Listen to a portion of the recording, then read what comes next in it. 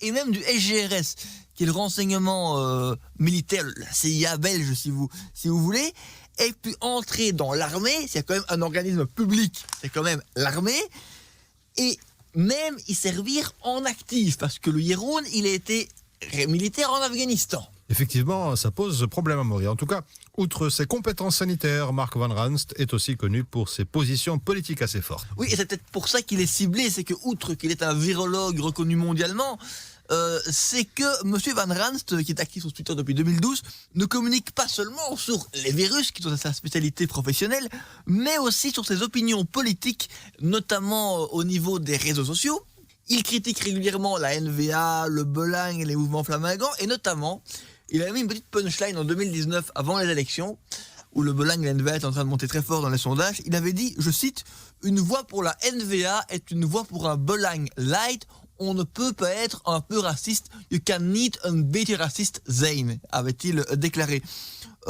Et du coup, les jeunes du Belang ont organisé une action pour bloquer son compte Twitter en août 2019. Et le virologue avait d'ailleurs confirmé ça au Newsblad, que ça avait été coordonné par les jeunes du Vlaams Belang. Du coup, on voit qu'il y a, outre ces positions sanitaires, ça peut peut-être, il est présent notamment pour soutenir le confinement, pour soutenir des mesures sanitaires fortes contre le Covid, mais c'est aussi ces positions politiques qui expliquent qu'il soit menacé par l'extrême droite. Merci à Maury. Et voilà, on commence tout de suite cette deuxième heure de votre Carrefour de l'information avec, comme chaque mercredi, notre partenaire Café Babel dans Oromag et notre ami Safouane. Bonjour Safouane. Bonjour Tariq. Alors, notre invité de la semaine est un homme politique français, directeur de campagne de Jean-Luc Mélenchon pour l'élection présidentielle, c'était en 2017, et puis il est élu en 2019 député européen au sein du groupe de la gauche au Parlement européen. Manuel Bompard, bonjour. Bonjour, merci de votre invitation. Merci d'être avec nous en direct, et Safouane a quelques questions à vous poser. Manuel Bompard, bonjour. Alors vous êtes membre au Parlement européen de la Commission de l'Industrie, de la Recherche et de l'Énergie. Et le 5 mai, la Commission européenne a proposé une mise à jour de sa stratégie industrielle européenne. Comme vous le savez, la pandémie a révélé que l'Europe était en manque dans plusieurs domaines importants, comme la santé avec les masques et les composants pour les vaccins, ou encore le domaine des technologies. Alors pour commencer, est-ce que vous êtes d'accord avec ce constat, Manuel Bompard ? Avec le constat, oui, bien sûr. La pandémie, elle est venue en quelque sorte éclairer ou mettre en valeur un certain nombre de choses que nous étions d'ailleurs un certain nombre à dire depuis plusieurs années, qui est que la politique aujourd'hui de la Commission européenne, des institutions européennes, qui s'inscrit dans une démarche de libéralisation au niveau mondial, s'est traduite par le fait que nous étions petit à petit vidés de nos secteurs industriels stratégiques et que par conséquent nous étions extrêmement dépendants. Et l'exemple des médicaments, par exemple, est un exemple central là-dessus. Il y a une trentaine d'années, on produisait 80 à 90% des principes actifs des médicaments au sein de l'Union européenne. Aujourd'hui, ce même chiffre de 80 à 80% des principes actifs viennent de Chine ou d'Asie. Et donc, effectivement, sur le constat, sur le fait que la crise sanitaire a démontré cette faiblesse, cette mise en danger de nos sociétés par la désindustrialisation, je suis d'accord. Malheureusement, sur les solutions telles qu'elles sont proposées aujourd'hui par la Commission européenne, là, je suis plus d'accord. On y reviendra justement sur les solutions, Manuel Bompard. Alors, la nouvelle stratégie industrielle s'articule autour de 3 axes. Le renforcement de la résilience du marché intérieur, les dépendances stratégiques de l'Union européenne et l'accélération de la transition verte et numérique. Manuel Bompard, l'objectif que vise cette nouvelle stratégie est d'acquérir davantage d'autonomie vis-à-vis du reste du monde. Est-ce que vous y croyez à cet objectif ? Non, je n'y crois pas parce que ce ne serait pas un bon objectif. Ce serait un bon objectif, mais parce que malheureusement les outils qui sont mis en place et qui sont présentés dans cette mise à jour de la stratégie industrielle ne permettront tout simplement pas de remplir ces objectifs. Parce quels outils justement ? Finalement on dit la pandémie a révélé nos fragilités, donc on continue comme avant. Non, si la pandémie a révélé nos fragilités, il y a des choix politiques, économiques qui ont conduit à ces fragilités, et notamment Cette idée qu'on ne protège pas nos industries, qu'on considère qu'on vit dans un monde qui est un monde mondialisé, où les produits, les productions, elles peuvent être faites dans des pays à bas coût en matière sociale, avec peu de normes environnementales, et qu'à aucun moment on se pose la question de privilégier les productions qui sont les productions qui ont lieu au sein de l'espace européen. Alors, justement, ou au sein de nos différents États. Quels sont les mécanismes qu'il faudrait mettre en place pour atteindre plus d'autonomie selon vous ? Je crois d'abord de mettre en place une forme de protectionnisme, alors un protectionnisme solidaire, un protectionnisme qui vise pas à dire on se coupe complètement du reste du monde, mais qui consiste à dire s'il y a des productions qu'on est capable de faire sur le sol européen, c'est d'abord elles qu'on doit privilégier, et puis ce qu'on n'est pas capable de produire ici, bien sûr, on fait des échanges commerciaux et internationaux. Ça, c'est quelque chose qui est... Le mot protectionnisme, par exemple, ne figure tout simplement pas dans la mise à jour de cette stratégie industrielle. Et les valeurs de l'Union européenne, c'est aussi le libre-échange, justement. Donc, est-ce qu'on peut remettre C'est justement ce que je conteste. Et c'est justement ce que je regrette. Parce que le libre-échange a une responsabilité dans les faiblesses et les constats que nous faisions tout à l'heure. Il ne s'agit pas de dire qu'on va s'enfermer, se cadenasser, comme j'entends parfois.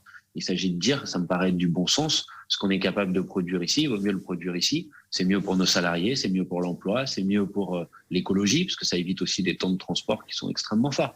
Et d'ailleurs, vous savez, il commence à y venir. Mais à chaque fois qu'il commence à y venir, il recule. Par exemple, il y a des discussions en ce moment sur le fait de mettre en place ce qu'on appelle un mécanisme d'ajustement carbone aux frontières pour faire en sorte que les C'est une des possibilités, effectivement, oui. Voilà, donc c'est bien la preuve que tout le monde est en train de se rendre compte qu'il y a un problème. Mais à chaque fois, on se heurte à des dogmes qui sont le dogme de la concurrence libre et non faussée, le dogme de la fin de toutes les barrières tarifaires aux frontières de l'Union européenne. Voilà. Moi, je pense effectivement que c'est ça qu'il faut remettre en cause. Et malheureusement, cette nouvelle stratégie industrielle ne le fait pas.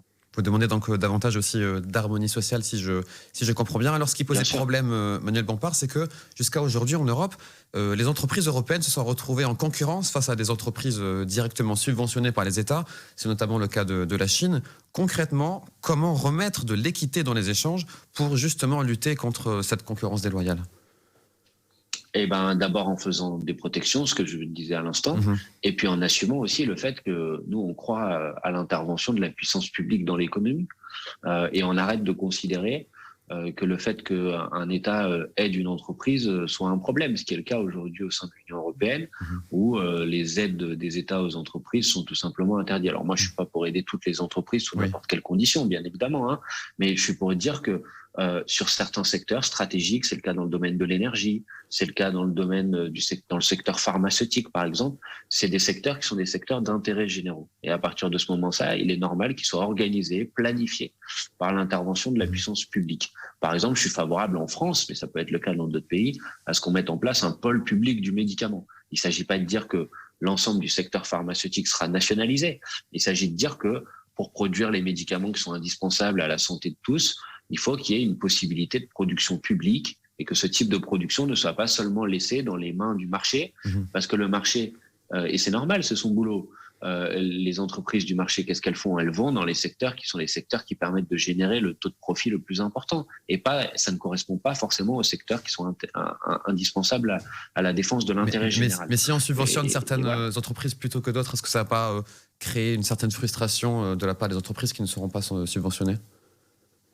Peut-être, mais moi ce qui m'intéresse, c'est pas forcément de pas créer de frustration, c'est de faire en sorte que les besoins fondamentaux qui permettent de vivre tout simplement, d'être soigné, de pouvoir se nourrir, de pouvoir s'approvisionner en énergie, de pouvoir se déplacer, soit des secteurs qui soient sortis du marché, parce que je considère que l'important c'est de satisfaire des besoins fondamentaux et pas de faire du profit sur n'importe quoi. Prenons un exemple, le secteur de l'eau par exemple. On considère que l'eau aujourd'hui est indispensable à la vie. Il faut un certain nombre de mètres cubes d'eau par jour pour pouvoir tout simplement boire, se brosser les dents, des besoins qui sont des besoins fondamentaux. Il n'est pas normal que des entreprises se livrent une concurrence sur le prix de l'eau et que ça se fasse au détriment de l'accès à l'eau de toutes et tous sur l'ensemble du territoire européen, par exemple. Donc voilà, je considère, mais ça c'est un débat économique, qu'il y a des secteurs qui doivent échapper au marché. Et malheureusement, ce n'est pas du tout ce que pense aujourd'hui la Commission européenne. Une dernière question sur les subventions. Concrètement, quelle est la solution que vous proposez ? Est-ce qu'il faut que les industriels européens touchent le même niveau d'aide que leurs homologues américains ou chinois ? Ou est-ce qu'il faut plutôt regrouper les entreprises européennes pour créer une sorte de géant européen qui serait capable de lutter justement contre cette concurrence ? Pourquoi pas avoir des coopérations industrielles au niveau européen qui sont efficaces. Prenez l'exemple du secteur de l'aéronautique. On a réussi à avoir un pilier, ça s'appelle Airbus, qui a réussi avec un savoir-faire, une technologie, des employés, des salariés de haut niveau de formation, qui ont réussi à vraiment peser dans le concours international. Donc pourquoi pas aller vers des formes de regroupement industriel, mais encore une fois, le principal point de clivage, si vous voulez, il est entre ceux qui pensent que finalement le marché, la libre allocation des ressources par le marché va résoudre nos problèmes, et ceux qui pensent au contraire qu'il faut une intervention de la puissance publique. Moi, je considère qu'il faut une intervention de la puissance publique, qu'il y a certains secteurs qui doivent être sous contrôle public, qu'il y a d'autres secteurs qui doivent être sous contrôle des salariés, et bien sûr qu'il doit y avoir un secteur de l'économie privée, il ne s'agit pas de le remettre en cause, mais ça ne peut pas être tous les secteurs, tout le temps faire primer les volontés, les exigences de quelques actionnaires au détriment de l'intérêt général et du bien finalement de l'ensemble de la population. À part cet aspect, je me demandais si vous trouviez aussi quelques aspects positifs sur cette nouvelle stratégie. L'Union européenne veut lancer une offensive contre les entreprises chinoises qui, on l'a dit, qui sont dopées aux subventions en bloquant des acquisitions ou l'accès à un marché public en cas de distorsion de concurrence. Est-ce que c'est positif selon vous ? Est-ce qu'on peut y voir la fin de la naïveté européenne, justement pour reprendre l'expression de la présidente de la Commission européenne, Ursula von der Leyen, selon vous ? En tout cas, oui, ça va dans le bon sens. Et bien sûr qu'il faut être en capacité de protéger et de favoriser nos entreprises au détriment de grandes entreprises étrangères. Encore une fois, il ne s'agit pas de remettre en cause le fait que sur certains produits, on ait besoin de faire venir des produits d'ailleurs. Il s'agit de dire que ce qu'on est capable de produire ici, ce qu'on est capable de faire ici, il vaut mieux qu'on le fasse ici quand c'est possible. Et c'est pas un rejet de l'autre. C'est juste que d'abord, on a des salariés qui sont capables de le faire, et puis qu'on a une urgence aujourd'hui écologique qui fait que le système qui s'appuie sur le grand déménagement du monde permanent, c'est-à-dire que des produits, vous avez des jeans qui font 2 fois le tour de la planète avant de venir dans le magasin à côté de chez vous, c'est tout simplement plus tenable au vu de l'urgence écologique telle qu'elle est aujourd'hui. Une dernière question sur le sujet, Manuel Bompard. Pour monter des filières durables Made in Europe, le commissaire européen au marché intérieur, Thierry Breton, invite à la création d'alliances européennes entre industriels et chercheurs. Et si on prend l'exemple de l'Alliance européenne pour l'hydrogène propre, on voit qu'il y a clairement un problème. Plusieurs ONG ont révélé que cette alliance a été pilotée par l'industrie du gaz. Quelle est votre position sur le développement de l'hydrogène ? Et puis, qu'est-ce qui nous garantit finalement qu'avec cette stratégie industrielle, c'est bien l'intérêt du climat qui sera privilégié et non pas celui des lobbies ? Malheureusement, pas grand-chose nous le garantit. C'est un point que je partage. C'est-à-dire, moi, je suis très hostile à la multiplication de ces alliances industrielles parce qu'elles mettent complètement de côté la puissance publique et donc les intérêts des citoyens, les intérêts en termes sociaux et en termes écologiques. Maintenant, sur la question de l'hydrogène plus précisément, moi, je pense que sur l'hydrogène, il faut se garder de voir le développement de l'hydrogène comme une solution miracle. Je pense que le développement de l'hydrogène peut être positif. Ça permet de décarboner certains secteurs industriels, ça permet de stocker de l'énergie, par exemple. Mais l'hydrogène, il faut la produire. Contrairement, des fois, les gens pensent que l'hydrogène, c'est une nouvelle manière de produire de l'électricité ou de l'énergie. Non, l'hydrogène, c'est une manière de stocker de l'énergie, ce qu'on appelle un vecteur énergétique. Et pour produire cet hydrogène, ça part d'une énergie déjà produite. Moi, je pense que l'hydrogène est positif si elle est produite uniquement à partir d'énergie renouvelable et pas à partir d'énergie carbonée. Sinon, on recrée le problème duquel on essaye de sortir. Or, on sait que les capacités de production de l'hydrogène verte, donc l'hydrogène produit à partir d'énergie renouvelable, ne sont pas infinies. Et donc oui, pour le développement de l'hydrogène, mais à partir du moment où ça s'appuie sur le développement de l'hydrogène vert, que c'est organisé et planifié par la puissance publique, et qu'on limite l'usage de l'hydrogène aux secteurs qui en ont vraiment besoin. Donc les secteurs de décarbonation de certains processus industriels, et pourquoi pas des secteurs de transport, mais des secteurs de transport là où il n'y a pas d'autre solution que l'utilisation de l'hydrogène. Et puis, bien sûr, le développement d'un réseau électrique 100% renouvelable, où là, l'hydrogène peut avoir un rôle de stockage de l'énergie, parce qu'on sait que le stockage de l'énergie, c'est un vrai point de difficulté. Or, je vois bien que certains lobbies essayent d'utiliser le développement de l'hydrogène pour finalement maquiller en vert l'industrie gazière. Et ça peut pas être acceptable. Donc, moi, je suis favorable au développement de l'hydrogène, mais je dis méfiance face à ceux qui voient l'hydrogène comme le nouvel Eldorado du capitalisme vert. Bien compris, on passe à un autre sujet, Manuel Bompard. Le 21 avril, la Commission européenne a dévoilé le premier cadre juridique sur l'intelligence artificielle au sein de l'Union européenne. Une vision qui se veut basée sur l'éthique et dont le but ultime, je cite, d'accroître le bien-être humain. Manuel Bompard, vous avez travaillé dans le domaine de l'intelligence artificielle avant d'entrer en politique. Quel regard portez-vous sur cette technologie ?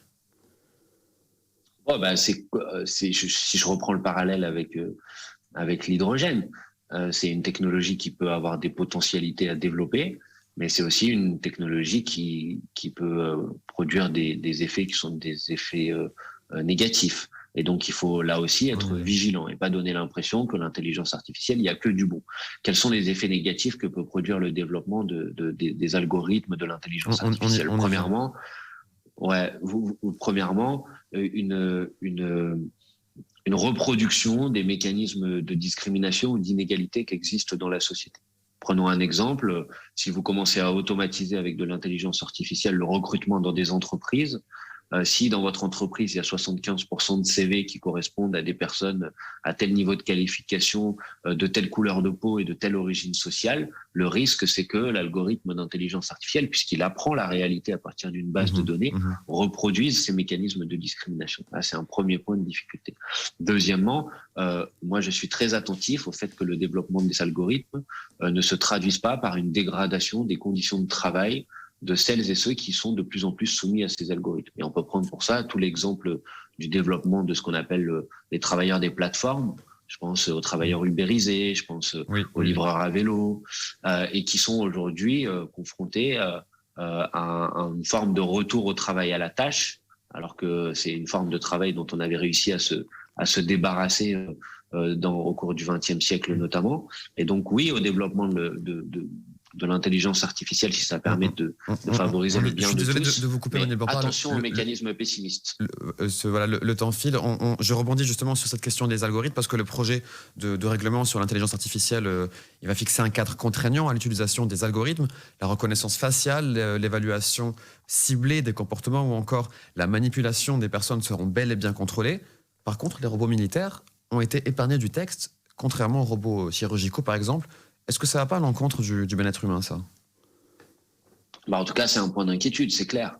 Parce que le troisième problème de potentiel de l'intelligence artificielle, c'est que ça soit utilisé pour introduire petit à petit une vision extrêmement liberticide et sécuritaire de la société, où vous êtes contrôlé partout, tout le temps. Vous ne pouvez pas rentrer dans un magasin si on ne vous a pas reconnu votre visage avec des caméras. Et ça, je pense qu'effectivement, c'est un point extrêmement inquiétant. Donc, c'est comme sur beaucoup de sujets, vous savez, il faut prendre les aspects positifs, mais il faut faire attention aux tendances où tout est parfait, tout est génial, et il faut être vigilant. Il ne s'agit pas d'être rabat-joie, il s'agit de dire, prenons les aspects positifs, mais faisons attention aux illusions un peu technocratiques, parce que des fois, ça peut se retourner contre nous. Une dernière question, Manuel Bompard. Ce projet a pour but, je cite, de faire de l'Europe le pôle mondial d'une intelligence artificielle digne de confiance. C'est le terme de la Commission européenne. Est-ce que ce n'est pas un peu utopique quand on sait qu'à l'heure actuelle, il n'existe pas encore d'Internet européen, par exemple, ou encore de géants du numérique européen ? En tout cas, il y a du travail, c'est sûr, parce qu'aujourd'hui, on ne peut pas dire que le secteur européen soit à la pointe de développement de ces technologies. Oui. Alors, du point de vue, en tout cas, des grands développements, parce que moi, je veux dire qu'il y a des chercheurs, moi, je connais un petit peu le domaine, qui ont un haut niveau d'expertise. Les premiers inventeurs des premières technologies d'intelligence artificielle, c'était des Européens. Il y avait un Français, notamment. Donc, je pense qu'on a l'expertise le scientifique pour le faire.